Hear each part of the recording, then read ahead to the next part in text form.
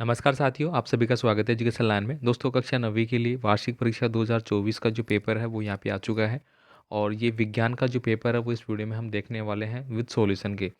तो दोस्तों, आपसे रिक्वेस्ट रहेगी कि जितने भी पेपर आपको बताए जाएंगे आपकी वार्षिक परीक्षाओं के लिए, उनको आप अच्छे से ज़रूर देख लेना। साथ ही साथ वीडियो का लिंक अपने दोस्तों के साथ भी शेयर कर देना। और इसकी PDF फाइल है दोस्तों, आपको हमारे ऐप से मिल जाएगी जो कि एजुकेशन लाइन के नाम से है। चलिए दोस्तों, यहाँ पे स्टार्ट करते हैं। सभी प्रश्नों को हम एक एक करके देख लेते हैं। टोटल पेपर आपका 100 नंबर का रहने वाला है इस बार, ठीक है। अब यहाँ पे देखिए, पहला क्वेश्चन है, निम्न में से एक धातु का उदाहरण आपको देना है। तो यहाँ पे दोस्तों आयरन जो है वो मेरा क्या हो जाएगा, एक प्रकार की ठोस धातु है आयरन, या फिर अपन इसको लोहा भी बोल सकते हैं, ठीक है। तो ये मेरा धातु का उदाहरण है। बाकी मेरे क्या है, धातुएं नहीं है। नाइट्रोजन एक गैस का उदाहरण होता है, ऑक्सीजन भी गैस है, हाइड्रोजन भी मेरा गैस है। यहाँ पे देखिए, निम्न में से एक कोशीय जीव का उदाहरण नहीं है। अब इस प्रश्न का आंसर साथियों आपको कमेंट करके देना होगा कि इनमें से कौन सा एक कोशीय जीव का उदाहरण नहीं है। दोस्तों, हाइड्रा, अमीबा, ये क्या है दोस्तों, एक कोशीय जीव है, लेकिन हमें बताना है कि एक कोशीय नहीं है। आगे देखिए, वह ऊतक जो हमारे शरीर में गति के लिए उत्तरदायी होता है तो कौन सा है, तो उसको बोलते हैं दोस्तों हम पेशीय ऊतक। तो ऑप्शन नंबर बी है वो आपका सही आंसर रहेगा। साथियों, आपकी सुविधाओं के लिए पेपर में ऑलरेडी हमने टिक मार्क है यानी कि हाईलाइटर वो उपयोग किया है, जिससे कि अब जब भी इस पेपर की PDF फाइल को डाउनलोड करेंगे ऐप से, तो आपको ऐसे कैसे मिलेगी और आप वहाँ से आपको ज़्यादा दिक्कत नहीं होगी प्रश्नों के आंसर देखने में। नेक्स्ट देखिए, पादप जगत का उभयचर कहलाते हैं। तो दोस्तों, पादप जगत का उभयचर है वो ब्रोफाइटा को कहते हैं। तो यहाँ पे ऑप्शन नंबर सी सही आंसर हो जाएगा। यहाँ पे देखिए, SN और 3N यानी कि 5N और 3N दो बल एक ही वस्तु पर विपरीत दिशा में कार्यरत है। वस्तु पर बल का परिणाम क्या होगा, तो ये आपको न्यूमेरिकल है वो आपके हिसाब से आपको बताना पड़ेगा भाई। एक स्वतंत्रता पूर्वक गिरती हुई वस्तु की गतिज ऊर्जा का मान क्या होता है। तो मान लीजिए कि दोस्तों कोई भी स्वतंत्रता पूर्वक कोई वस्तु ऊपर से गिर रही है, कहीं से भी आप उसको गिरा रहे हैं, तो उसकी जो स्थितिज ऊर्जा होती है, मैं बात कर रहा हूँ पहले स्थितिज ऊर्जा, वो तो दोस्तों क्या होती है, समान रहती है। लेकिन उसकी जो गतिज ऊर्जा है वो क्या होती है, बढ़ जाती है भाई, उसका वेग है वो बढ़ जाता है। नेक्स्ट देखिए, यहाँ पे है, ध्वनि की चाल निम्न में से अधिकतम होती है। तो दोस्तों इनमें से अगर हम बात करें तो ध्वनि की चाल है वो लोहे में सबसे ज़्यादा होगी, क्योंकि दोस्तों लोहा क्या है, मेरा एक ठोस माध्यम बन जाता है और ठोस माध्यम में सबसे ज़्यादा होती है। और सबसे कम किस में होती है भाई, निर्वात में हो जाती है। मलेरिया रोग का वाहक कौन सा है, तो यहाँ पे ऑप्शन नंबर सी हो जाएगा। मलेरिया रोग का वाहक है वो मच्छर कहलाते हैं। वायु द्वारा फैलने वाला रोग नहीं है। दोस्तों अब यहाँ पे पूछा गया है वायु के द्वारा नहीं फैलता है। दोस्तों निमोनिया है वो वायु के द्वारा फैलता है, यानी कि जिसको अपन सर्दी जुकाम बोलते हैं। कोरोना वायरस आपको पता है वायु के माध्यम से एक दूसरे में फैल रहा था। अब यहाँ पे क्षय रोग और हैजा रोग दिया गया है, तो इसमें से आपको सही आंसर टिक करते हुए बताना होगा। नेक्स्ट देखिए, यहाँ पे अगला है, ग्रीन हाउस प्रभाव के लिए उत्तरदायी गैस कौन सी है। ये आप सभी जानते हैं कि क्लोरोफ्लोरो जो कार्बन है हमारी, ठीक है, CFCO2, ठीक है, ये वाली होती है। अब यहाँ पे आपको बताना है कि उत्तरदायी गैस है, तो कार्बन मोनोऑक्साइड गैस यहाँ पे हो जाएगी। तो ऑप्शन नंबर ए हमने टिक किया है। अब यहाँ पे देखिए, रिक्त स्थानों की पूर्ति करनी है, ये आंसर भी आपको यहाँ पे लिखे हुए मिल जाते हैं। साथियों आपसे रिक्वेस्ट जरूर करूँगा, प्लीज़ चैनल को सब्सक्राइब जरूर कर लेना अगर पहली बार विजिट कर रहे हैं तो। बाकी पेपर की PDF फाइल है दोस्तों आपको ऐप के माध्यम से मिलेगी, ठीक है। और इसका वीडियो का लिंक है वो अपने दोस्तों के साथ आप शेयर करना चाहें तो कर सकते हैं। यहाँ पे देखिए, अगला है, होम ठोस जो कार्बन होती है हमारी, यानी कि सॉलिड जो कार्बोनेट होती है, ठोस कार्बोनेट जो होती है, कार्बन डाइऑक्साइड सॉरी, वो क्या कहलाती है, तो दोस्तों वह शुष्क बर्फ होती है हमारी। जो हमने फ्रीज में बर्फ़ जमा देते हैं वो क्या होती है, सॉलिड कार्बन डाइऑक्साइड का उदाहरण होती है। परमाणु की किसी कक्षा में उपस्थित अधिकतम इलेक्ट्रॉनों की संख्या का जो सूत्र है वो क्या होगा ज्ञात करने का, तो वो हो जाता है यहाँ पे 2n2। n यहाँ पे क्या है, कक्षा संख्या है, कौन सी कक्षा के लिए हम ज्ञात कर रहे हैं, तो ये मेरा आंसर रहेगा। घेंगा रोग के इलाज में किस समस्थानिक का उपयोग होता है, तो दोस्तों घेंगा रोग में किसके लिए होता है भाई, आयोडीन के लिए होता है। तो यहाँ पे आयोडीन हमने लिख दिया है, ये आपका सही आंसर रहेगा।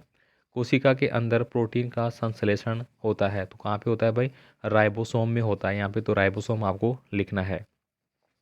रक्त के तरल अधात्री भाग को कहते हैं, तो दोस्तों क्या बोलते हैं, प्लाज्मा बोलते हैं, ठीक है। प्लाज्मा की मात्रा हमारे शरीर में अत्यधिक होती है, लगभग 90% होती है, यानी कि तरल भागों की संख्या, ठीक है। अब यहाँ पे देखिए, नारियल का रेशे युक्त जो छिलका होता है वो किस उत्तक का बना होता है, तो दोस्तों वो बना होता है आपका स्क्लेरेकाइम उत्तक का। तो यहाँ पे ये आपको बनना है। पांच जगत जो अवधारणा है वो किस वैज्ञानिक के द्वारा प्रस्तुत की गई थी, तो H विकेटर के द्वारा प्रस्तुत की गई थी, तो आपको ये यहाँ पे लिखना है। तो ये सारे छोटे प्रश्नों के आंसर हो गए। इसके बाद देखिए यहाँ पे बड़े प्रश्न आपके आते हैं, अति लघुतात्मक प्रश्न। इनके आंसर आपको अपने हिसाब से पाठ्य पुस्तक के हिसाब से या आपके पास जो पासबुक है उनके हिसाब से देख के लिखना पड़ेगा। टिंडल प्रभाव क्या है, यहाँ पे देखिए एक न्यूमेरिकल आपको दिया गया है।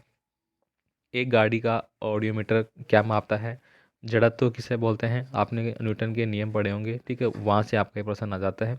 या फिर एक न्यूमेरिकल आपको दिया गया है, एक कार्य जूल को परिभाषित करना है। तो ये सारी चीज़ें आपको देखना है। यहाँ पे देखिए, मुक्त रूप में गिरता हुआ पिंड अनंत धरती पर पहुंचने पर रुक जाता है, इसकी गति ऊर्जा का मान आपको याद करना है।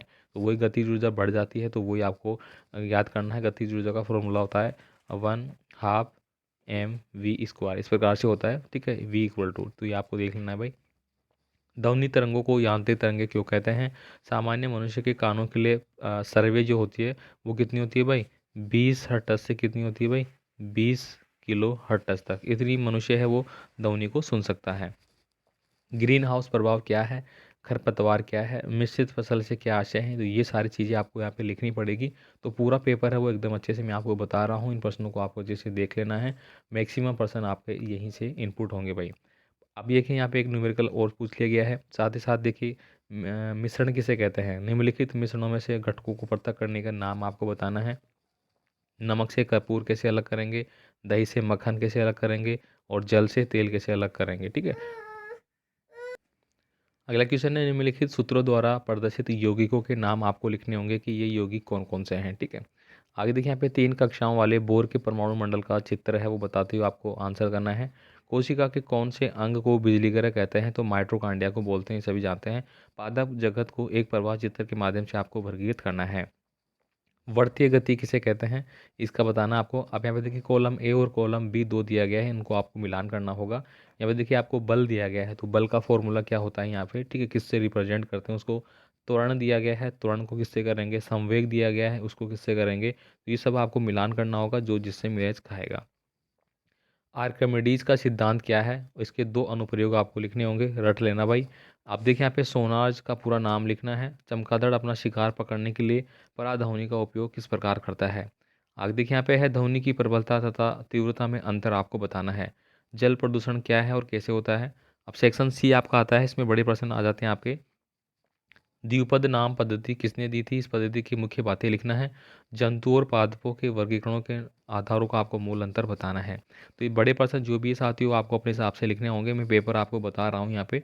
छोटे प्रश्न हमने यहाँ सोल्व कर लिए हैं, तो बाकी के प्रश्न आप यहाँ पे देख लेना भाई, मैं स्लाइड करके बता देता हूँ। देखिए यहाँ पे समस्थानिक किसे कहते हैं, इसके 2 उपयोग लिखना है। हाइड्रोजन परमाणु के समस्थानिकों के नाम लिखना है। सोडियम परमाणु का प्रतीक और इलेक्ट्रॉनिक विन्यास आपको लिखना है।